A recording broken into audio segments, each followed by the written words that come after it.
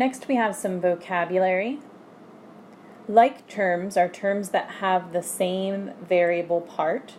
So for example, 6x and negative 3x, they're like terms, but 6x and 3x squared would not be like terms.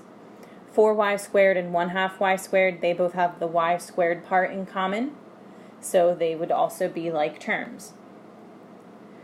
Constant terms are terms that do not have a variable part. They just have a numerical part. So 7, 11, negative 4.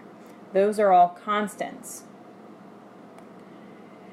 Terms can be simplified if they have the same variable part. So for example, the 6x and the negative 3x, I could add those and get a positive 3x. It's just meaning that you write it as simply as possible, doing all of the operations that you can so that all of your like terms are combined.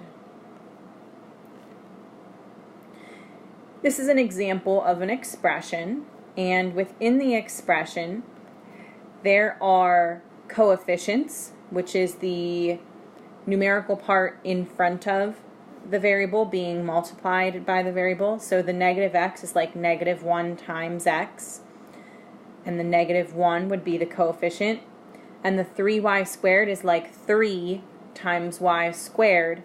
The 3 is the coefficient.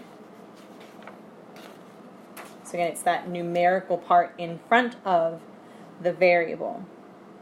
Now don't forget that if it is negative, you include that. So like the negative x, we said that was like a negative 1x, and the coefficient would be negative 1. So don't forget your signs. So we use this to combine our like terms.